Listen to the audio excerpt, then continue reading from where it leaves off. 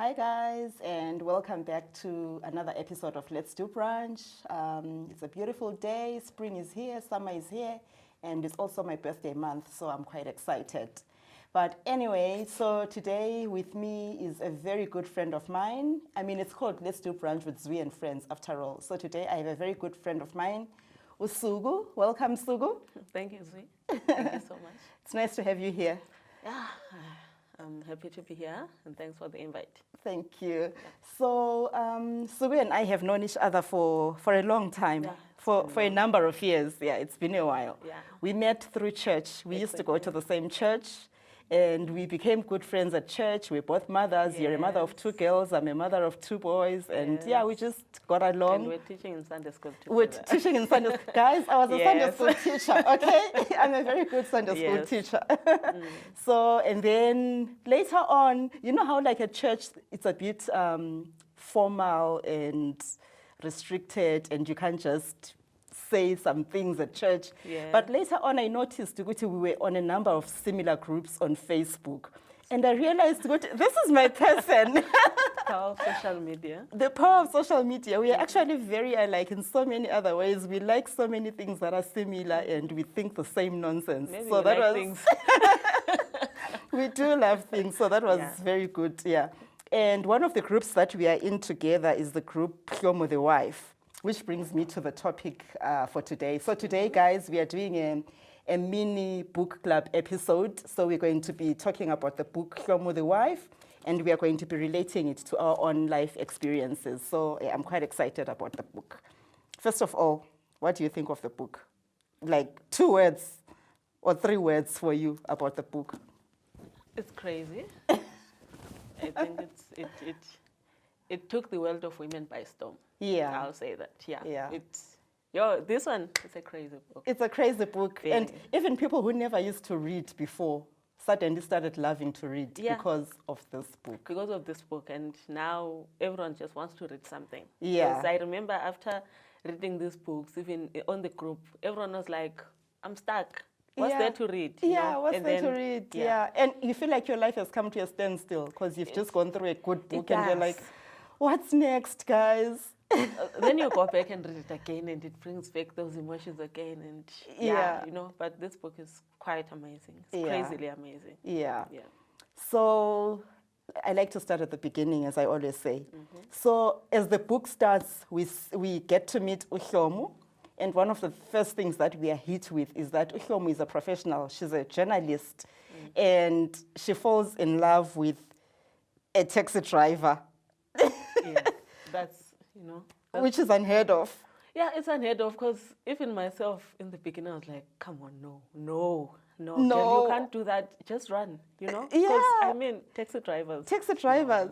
But, she loved him. She fell in love with him. That's very true. I mean, I think there's something about those particular taxi drivers. There's something about Kelly that made her fall in love with him. Yeah. Because the normal taxi drivers that we deal with, most of the times you want to run. Yeah. But Mkhele was different. I would fall in love with him myself. I need a Mkhele in my life. Yes. But, so my question is, so love really is blind? So anyone can love anyone? Like, does it matter what a guy does?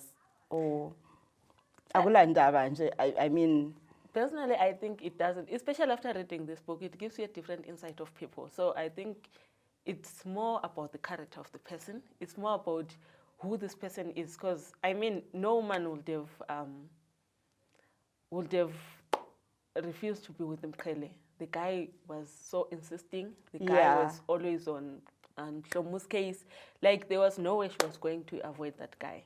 And he was very persistent. Yes, he's the kind of guy like you end up saying, you know what, let me give this one a chance. He knows what he's doing. I mean, he goes out of his way to get to know who she is, where she's from, even follows her to her rural home, to her parents' home in Durban. I mean, who does that? Most guys give up on the second chance. But this particular one, I mean, he did say, unless you are Mrs. Sula, I'm not going to stop. So... Do you think it's because he had money? Because if he didn't have money, would he have been able to do all those things? Would he have been able to follow her to Durban? Would he have been able to pick her up every morning because he had a car?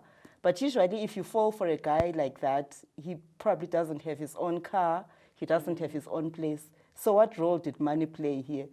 It played a big role because obviously he had the resources to do the chasing. I mean, him always coming to be there to pick up Hlomu every day, the persistence, it actually got, Hlomu wowed.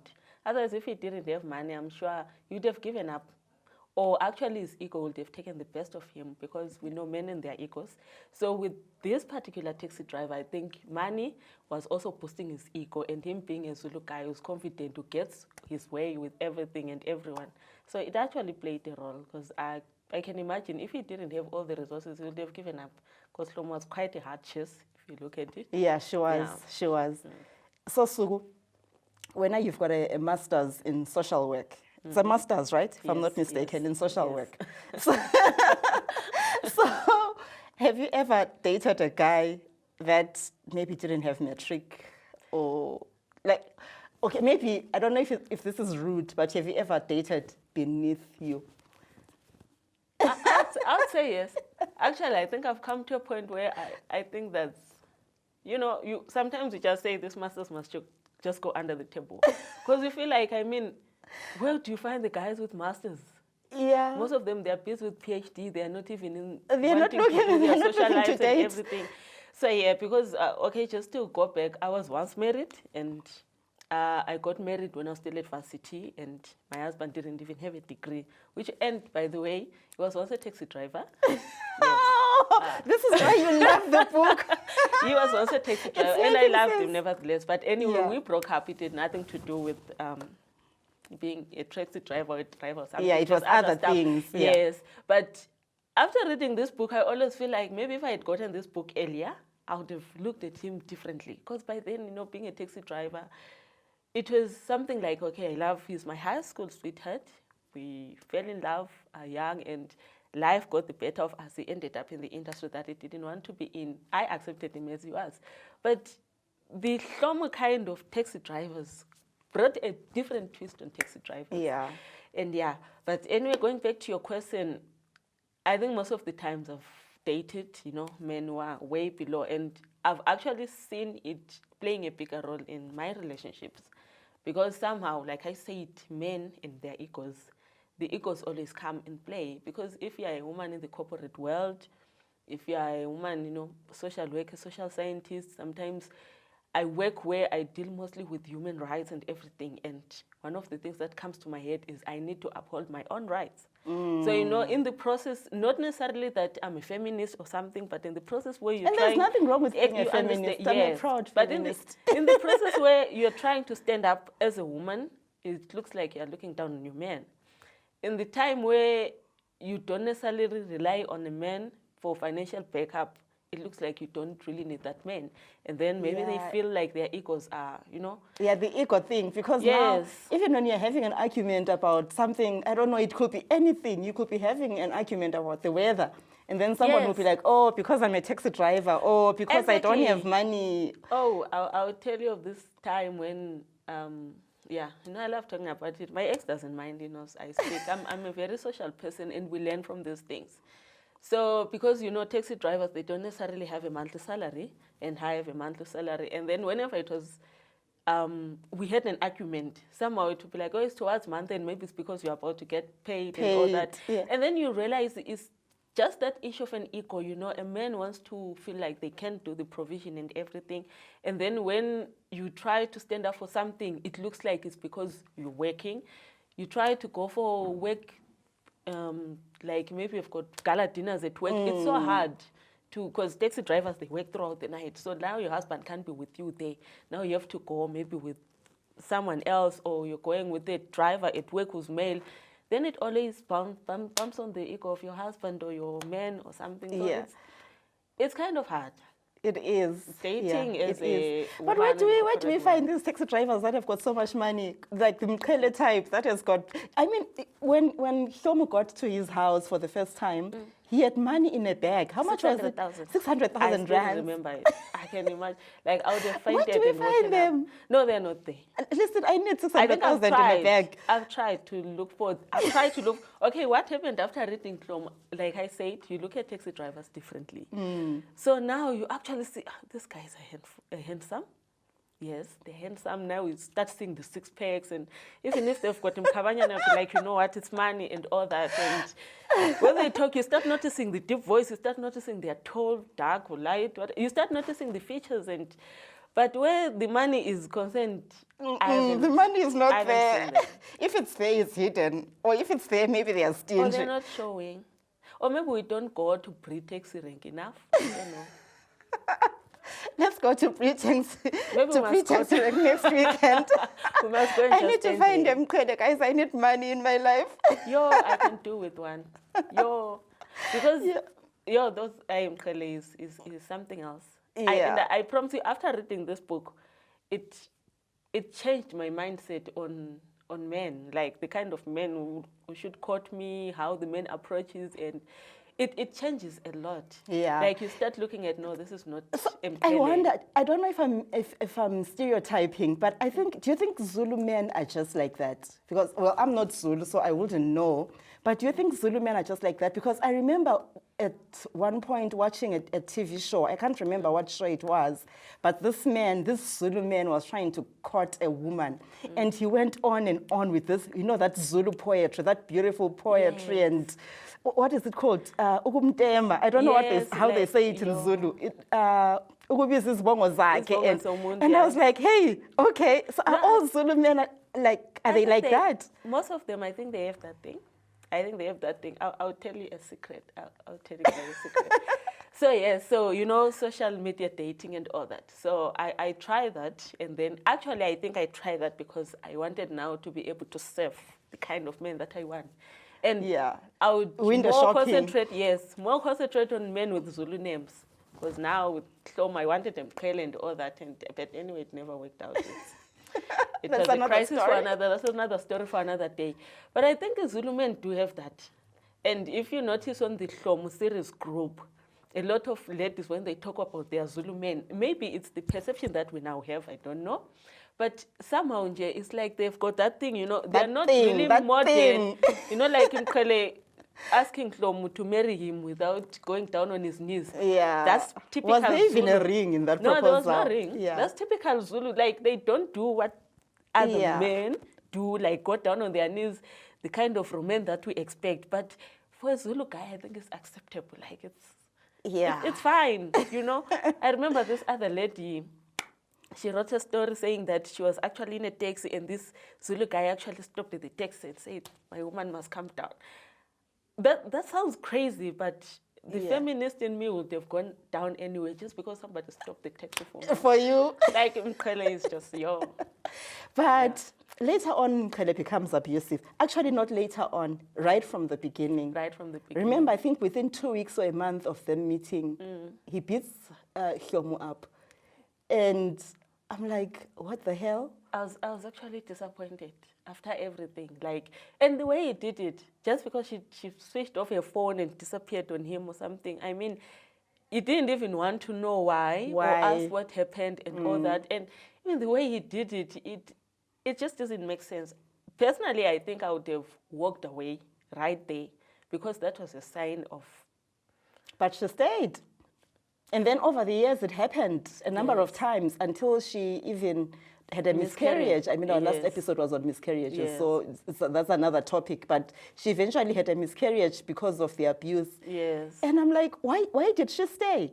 But then, on the other hand, I don't want to judge her because in our lives, every day there's so much nonsense that we accept. Exactly. Not only is there nonsense that we accept, but there's nonsense that even our parents, our mothers accepted. So what makes us accept all that nonsense? Is it love? I don't think it's love. I think it's just the society, the way we are socially constructed, the way we were raised. Our mothers withstood abuse and we're watching and we thought that's how it is.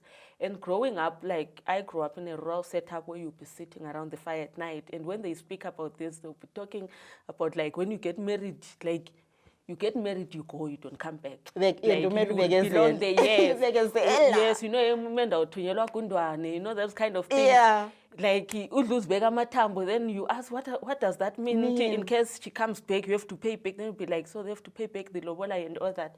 So there's just that thing to say, when you're gone, you're gone. When you're there, like, it's acceptable. A man comes and says sorry, and you feel like he's not going to do it. Because I remember very well, Hlomu said, don't ever do it again. And he said, I won't.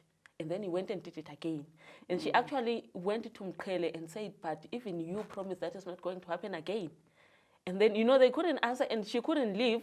She stayed, but she knew it's going to happen. And it wasn't only the episodes of beating. You realize Mkele, I think he had emotional issues. Yeah, he had serious emotional baggage. You know, even when they were being intimate, there were times when it was all about him. Yes. He was just being rough and then she would wake up with bruises and the braids will be pulled out. Exactly. And like Hlomu from his head would be like, shades of fresh shit. You know. And then Hlomu would be like, this one was for him. He didn't have to wait for me. It was all about him. And they're like, a journalist. An influencer. A whole journalist. A woman that every other girl should be looking up to. But this is what she's doing. I think that one is going to remain a mystery among us women. Like, why do we stay? Yes. Why do we stay? Why are we so patient? I think maybe there is weighing, like to say, okay, it's me once in a month, but it just doesn't make sense. Because Hlomu did say that one day he's going to kill me. But then she stayed anyway. And if you look at what's happening in South Africa right now, people are dying because they are staying. Exactly. But we are still staying anyway. We still stay. I don't know for what. Yeah. But I think it's mind-boggling. The other thing I think, Jay, is just in Hlomu, it didn't really come out why exactly she stayed. It could be the comfort. It could be living those millions. Yes. Or the other thing I think is the emotions. Hlomu got into that family and she got absorbed even with the kids. Everyone, even the brothers to the husband, was calling her mommy. Yeah. She became the mother of that, you know, of the whole clan. And she really loves them. She really loves that family, and she's so protective over them. And I remember, is it Kawe who was saying, if you leave Mkele, it's going to break. So you find it was possibly for other people. She's that selfless. It's about others, not her. Not her. So she would do the fact that they would have that intimate time, and it's only from Mkele. You know, I think she just had that thing. I think most women were like that. That's why I find women who be like, I'm here for my kids, you know. Like, but are your kids happy when you're not happy? When you're not happy, when you're beaten up, when... You wake up, you smile at your kids, you just stay there, you remain there. And then Kele cheats. I mean, he cheated a number of times. I was like, this man, we love him so much, but one, he's abusive. Two, he's cheating. He's quite a disappointment. I think he basically represents the men around us. Typical male, unfortunately. It's so unfortunate. It's very unfortunate, but that is so common. Yes, he's just depicted as a typical man in our modern day. Yeah. Will shower you with love, you know, promise you heaven and earth, make you believe that this one loves me, this one. And you literally show it. I mean, I always imagine the N1 saga where they had to stop. Yes, and the guy would do anything. Yeah, when she was hijacked. She was hijacked and she was pregnant with the twins. And she was pregnant, and so him and his brothers were coming to rescue her. I love that scenario, even though it's violent, but I just love it because he was defending his woman. But look now, here is the guy who would do that. But it's the same guy who will go and cheat. Yes. So one of my favorite things was when Hlomu reacted to the cheating. When, I don't know if you remember the scene where she's driving the car and she's literally like driving into another car and she's threatening to run over Mkele and it's war in the house. And I'm like, okay, this is a woman that has gone crazy. Like, she had reached breaking point. Can you imagine driving a Porsche into another, I don't know if it was a Mercedes or whatever, and you just don't care?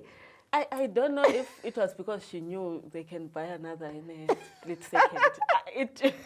Like, you fail to understand. Because personally, I would walk away. Like, I would take that car and drive away. Yeah, but so think about it. Okay, it might not be a car, but it could be something else. Like, if I don't have an expensive car, maybe it would be a phone. I could be taking a phone and smashing it against the wall. I wouldn't. No, so can I admit that I have tried to smash a laptop before. Okay, what was going through your mind? That I This is the get there. thing, like this thing called love and men and relationships, it will drive you into something that you are not. Yeah, that's true. Like it will drive you to breaking point. And I want to know, what is the craziest thing that you have ever done? Have you always just walked away, or have you done some crazy things? Now, the nice thing with me is I think I cry. I don't cry, I wail, I scream. Like I go in front of the mirror and look at myself crying. I'm like, ah! Like because I think I have that violent nature in me that if I don't take the emotions through crying, I would break something. Yeah, so I cry. That's what I do and all that. And I think at some point, that's how I literally tested beer. Not beer, ciders and everything. Like I just had to drink and forget. But mostly I cry. Because the thing with me is I don't like drama. And maybe because I've always been with my kids, so sometimes you always consider that the kids are here and they're watching. Then you think like, now if I pull things down, it's not gonna work. It's not gonna work. It's not gonna work. Well, Hlomu thought she had to destroy everything in her way. She needed to drive cars into walls. I understood her. I mean, that woman did a lot. Imagine someone who's rich enough to have 600,000 in the house but doesn't know about the bank account. They don't know spares. The kids don't have clothes and everything. She understood where they came from. She understood, and she went there and she gave of herself. Fully. She built up the family, and Hlomu knew her space in the Zulu family. She knew her space that she's a mother. I think she knew the values that she had. So it was driving her crazy to say, after everything, then you do this. Yes. This is how you repay me. And this is the thing, though, about us women. I don't know if it's pride. I don't know if we also have an ego. I don't know what it is, but we get to this point where we are like, I have done so much for you, so you owe me. You owe me faithfulness, and you must treat me right simply because of what I've done for you. Should it be like that?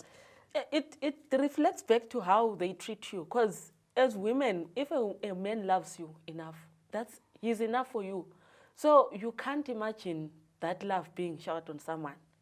I've known some women who will say, you know what, all I know is loves me, you come back to me. Like, I'm sorry, no. No. I'm not. I'm not going to share you. Either you love me and love me. I can't imagine, even if you love that other person with 2 cents love, the fact that you're sharing, it just doesn't work. There's something about it. I don't know how people who are in polygamy relationships do it. But for me, it's like, no, I can't.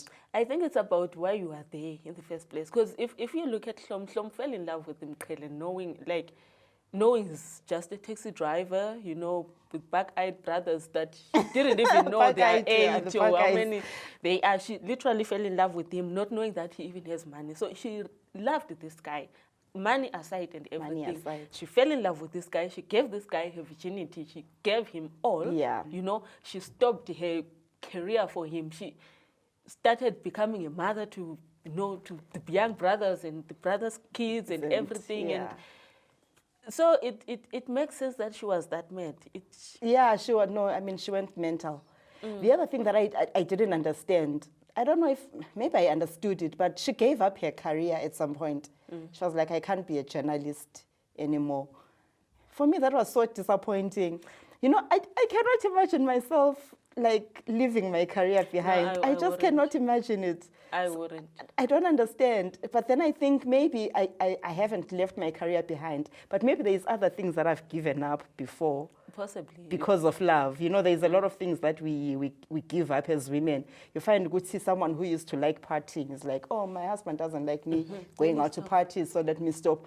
Or a man can say, I don't like your friends, and then you give up your friendships. Some give up family. Some give up families, that's true. You give up who you are, you give up the way you dress. Yes. You give up the things that you like. Maybe you used to like reading, now it's like there's no time to read. You need to be taking care of the kids. Exactly. So there's a lot of giving up that happens There with is. women. And for me, There it's so heartbreaking. Especially with Hlomu, because obviously I could see it was going to be a conflict of interest for her to remain a journalist, being married to a Zulu brother who were very controversial. Yeah, I very mean, much in the public eye. Yes, very much in the public eye and very in the controversial. newspaper And every week. Exactly. So it actually made sense. But the fact that she's the one here to give it up, you know, it's, I don't know. Personally, I wouldn't give up my career for okay, like you said, we've given up a lot. I know I actually gave up a chance to go overseas because I had because you're thinking what will happen. Yes, I was thinking I can't just go now. You have to think about the other person, and I think women we've got that loyalty, and unfortunately, we've got that loyalty, and it works against us sometimes. Yes, we give up so much loyalty for relationships, we give so much loyalty into relationships, into marriages, and we forget about ourselves. And then when, you know, because that is the interesting part, because maybe we don't even talk about this with the men, you know, to say these are the conditions. You give of yourself willingly so, and you are not sure, you expect this person to give of himself fully. And then if he doesn't do that, you feel like you're cheated. You feel like you're betrayed. And also, I think also the way we communicate when we are giving things up, the way we communicate to the men. Because I've heard of stories where the man says, I never asked you to. Exactly. You're like, what? But surely you should have known that I was doing this for you or I was doing this for us. What do you mean you never asked me? No, but most of the times they ask, Sophia, they don't ask directly. Because like you say, if I have to change my way of dressing, it means at some point he insinuated with his comments Then I just realized, okay, he doesn't like it. To make my better half happy, let me change. Let me change. Yeah. Like there is a part on Hlomu, I think, where she had said if it was her alone, she could have made up a salad or something. Yes. But she had to cook something different because Mkhele doesn't. You know, like you give up your everything. Now maybe you don't even like, personally, I don't like cooking. And I always say, like right now, because I'm a single mother, I always tell people that with my kids, we can have breakfast for dinner. Yes, and we're fine. And it's fine. Yeah, Life goes on. Whenever I try to imagine having a man or being married again, and now I have to cook proper, like breakfast is breakfast, lunch, dinner, proper meal, full course meal and everything. Like I can't even see that scene. I don't know how it's going to work out. But if it does happen, if I get married, it's likely I'll do that. It means I'm giving up something of myself. Yes, I'm making an effort. I'm going out of my way. You come back from the corporate world. You're tired. You're sharing the bread-winning burden. You come back home. You have to be in the post. Now you have to be a woman. You have to cook. If you were alone, you'd probably take a takeaway or just take a toast and eat and sleep. But you can't do that. You can't do that. So we give away these small things and we don't even notice. Yeah, and I feel like with men, they feel like if they have given you financially, that's enough. I don't think they understand that it's not always just about, listen, money is very important. Money is very important. But I think men need to understand as well that it's not enough, you know, because I think Hlomu was someone who, she liked things. She liked to do things. She was more outgoing. And here comes Mkhele, who I think he had never even been to a movie. He had never even, like there's some parts, I don't know if it's in this book or in the sequels, where Hlomu is talking about going on holiday. And Mkhele keeps saying, yes, we will go on holiday. But I don't think the holiday ever happens. And then she starts going on holiday with her friends. Or the sister wives. And so why can't men get it, guys? We want to do these things with them. Exactly. I think men, we are just wired differently. Okay, there are some men who do it, or maybe it's the social media that is distorting everything. I don't know. But you find there are some men who do it. Like who take their women out, you know, they're running in the beach, they're going movies, you know, they go to all these dangerous But games. It's not the normal thing, I think. It's not the normal thing. Now, remember, we're talking about Zulu men here. So I think Zulu men are different. Like, this guy has everything, but it's pap and scope and ice cream. Yes. That's all he knows in the morning, pap and scope and ice cream. Who eats ice cream in the morning anyway? Like, before breakfast, you're already eating ice cream. Like, and, you know, because of their kind of life, it was so hard for them to involve other people, because I would believe where there is money, if I have a man who has got money, lots of money, I'll do the cooking as long as someone will do the dishing. As long as it's lots of money. Lots of money, yes, lots and lots of money. Then obviously you can make use of people who come and assist in the house, you know. house Yeah. assistants, cleaners and everything, they come and do the cleaning. You just cook and concentrate on him and all that. But now you can see even with the Hlomu kind of life, they couldn't involve. It wasn't open to everyone. They had to trust the person first. So Yeah. it just restricts everything. It means even maybe going on holiday, they have to think twice. Where are we going? Who's watching? And this guy has had that thing of just waking up and like, I'm going. And all the brothers, they are gone. They are You are gone. left with Yeah. 10 kids. 10 kids, yeah, and 3 weeks, everybody is 3 in your days. house. All your sisters-in-law are now in your house, and it's like, what is going on? Every time I read this book, you could see the bug eyes kids running. And they're just everywhere. Then you just look at, like, especially the first time when she was left with the 3 kids. Yes, Like, because that was very early in the relationship. very early. She had never met those kids, Yes. right? Those kids were brought into the home, they were introduced, Yes. and they were dumped on her. Yes. And those then men left they her with left. those kids. And then even on a Monday, I when mean, she had to go guys- to work, she went to work with the kids. Yeah, what was that all about? You understand? So even the don't money understand. is there. Yes, you can take yourself where you can, but the man is not even there. Even sometimes, I don't remember if there is situations of cuddling in that book. Like just from when Kere, they're sitting on the couch, they're watching TV. Cuddling they're watching, for what? So you see, For who? For the why? women, we are emotional beings. We feed on our emotions more than anything. You Yeah. can come and lavish with everything and with money and gifts, but at some point you just need the warmth of, being in those strong arms. You just Yeah. sit and you listen to your heartbeats and, just let life flow. But hey, Hlomu was a Zulu different man. kind. Zulu man. So are we saying, are we giving a thumbs up to Mkhele, or are we giving him a thumbs down? So because we are looking at, he's the provider, like he's definitely providing for the family, and he provides very well. And from the way it's described in the book and the way it's explained, it's like he really loves Hlomu. But on the other hand, he's a cheater and he's abusive, and he used to be a criminal. Remember, He's still a criminal, I think. I think he's still Then a he criminal. stopped. He's still a criminal. It's hard to believe what they've left that whole criminal life behind. I think he's still a criminal. So, like, what's the balance here? Do we say yes? Do we make excuses for him and we keep loving him, or do we cancel him? I think if you really look at that book in its entirety, there is more against Mkhele than good. It's just that obviously we look at the good and we love the way he treats. But if you see even the lack of conscience with him and all the Zulu brothers, like somebody's child dies and they just bury. Then Hlomu was like, no, he was smelling of soil. And they have that thing of turning Hlomu ended up being violent or accepting people dying, to say as long as we're protecting our families. So now I would say thumbs down to Mkhele. I love the guy. Yes, but his dark side, the side that abuses women, that was wrong. That is just unacceptable. The side that it's about him, like when they have to be intimate, if he's angry, it has to be about him. That's outright selfish. So as much as he's got this love and protection for his family, the inconsideration of the pains of other families, like they just go and kill somebody without thinking twice because they're protecting themselves. Maybe the justification can come from where they come from. But now I believe your background, the fact that their parents were killed, like their father was killed ruthlessly or somehow whatever, it shouldn't justify how you live. How you live, you've got a choice to turn things around. You've got a choice to to make something out of your own life. You can't use that as an excuse forever. So, and I agree with you that there is more against Mkhele than for Mkhele. Like, a lot. He did, the bad things that he did outweigh the good that he did, and it's unfortunate that he's guys like him in real life, they are so romanticized. It's like, he's so loving, he provides, he's got so much money. He brought me flowers. He brought me flowers. He said sorry. You know what I Apologized mean? with a Lamborghini.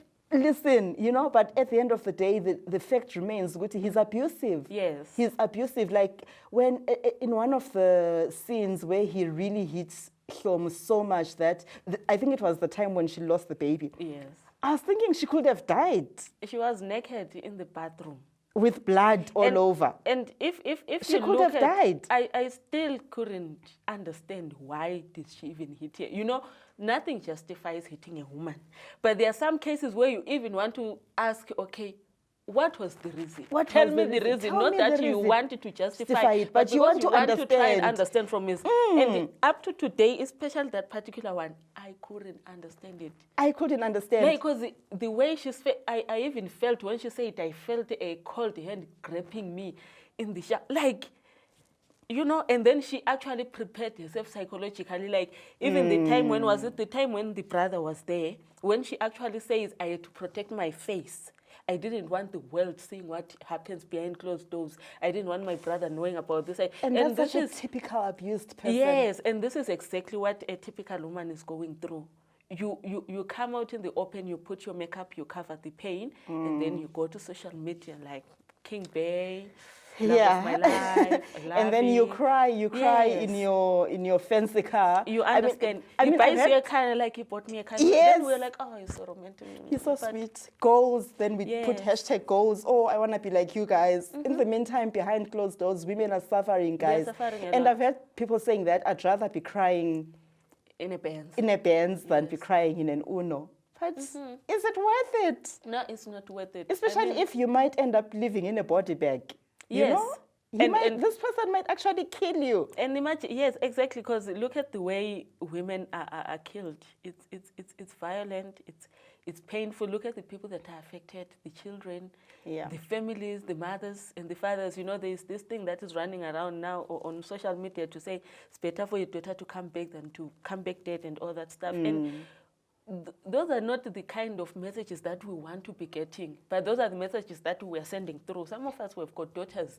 Like when you sit, you look at your daughter growing, you actually get afraid that what kind of a man is going to marry my daughter. It's like you're just going to protect them and keep them with you and say, no marriage, no men, just stay here yourself. But you have to let them into the world. But now you won't even knowing what we know. So you might end up asking your daughter, are you happy? Are you sure you're happy?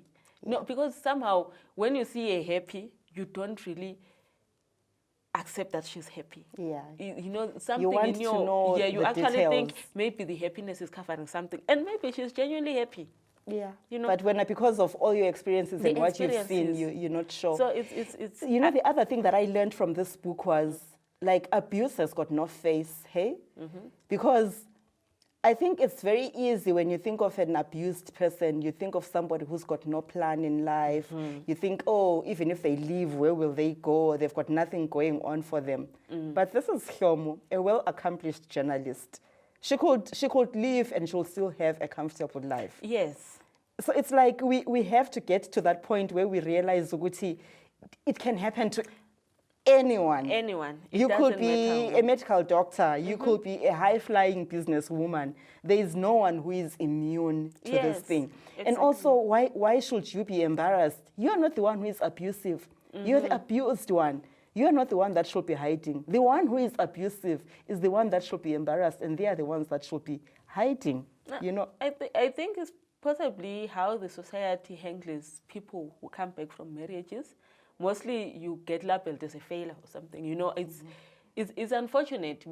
I come back from a marriage myself, and there are some people like, you feel it. Some don't even have to say it. Yeah. Some actually would look at you and say, but why did you leave? Yeah. Because like personally, I wasn't in a physically abusive situation. But for me, it was emotionally abusive, and I wasn't happy. And I walked out. I knew 4 years. I always tell myself, I knew 4 years before I walked out that I'm not going to stay in this marriage. But I stayed for 4 years. So for those 4 years, what were you doing? Saving your coins? No, I wasn't saving anything. When I walked out, I had nothing. You were just preparing yourself mentally or emotionally? Not necessarily. I think I wasn't ready. I think it comes to a point, a woman has to come to a point where she said, you know what, I'm done. I'm done. Yeah, for me, I wasn't ready. I still worried about what people say. Because obviously my mother would be like, your dad used to do this. And you know, and I saw it happening. And then I'll be like, you know what? And my dad loved her, and he died, and my mother still loves my dad even in his grave. And you look at that, and you know, they will be telling you, these things happen, my kids. You know, it's part of life. Whatever that means. You know, and whatever that means. And you'll be like, okay, so if I leave, what about my mother? What will people say? Yeah, the people in the family. You make scenarios in your head. Remember, with our mothers, for a child to be married, it's something. Like my daughter is married. It's an achievement. Yes, and then coming back and saying I'm here with my kids and all these names, like, what do you call it? Yes, return soldier. Return soldiers, now we're called return soldiers. It's so ridiculous. Yes. So I don't understand. And then you feel these things. Even in the church setup, you feel that being a single mother, like, it just takes you out. Yeah. There's that stigma that is attached. There's programs that are specifically made for single mothers. And you're like, it's not a curse. Actually, I'm happy with my children. I visited a certain church, single mothers sit in a certain corner. Like they sit there. I promise you, I don't know what, maybe it was a positive thing to say they have their own, what do you call it, ministry. But they sit there, like, to say, no, the single mothers, and they stand up and, I'm like, no. I wouldn't go to that church. You know, you understand. So I think it's those things. It's stigma. That becomes it's hard. Stigma. And then you stay in an abusive marriage simply because you're trying to run away from that stigma. I know a lot of people. I know a lot of friends. Like, I used to be a very quiet person, but after I walked out of my marriage, I started speaking out. And every time, like, when you speak out to people, I listen to people's stories. I'm like, you know what? If I had stayed in my marriage, I would have made it work. Because for me, I look at what I was going through, it was nothing compared to what other people are going through. Because I could handle it. I had money. I just woke up one day, took my kids and moved out. Yeah. And it was hard to start over because you're used to sharing bills, you're used to having somebody to rely on, and everyone out there is judging you. Why did you leave? Why did you leave? You know, and even when you tell them, you left for that. For that, cheating, that's nothing. You should have stayed. You understand? Even years later, when you're still not married, people are like, but you left a marriage.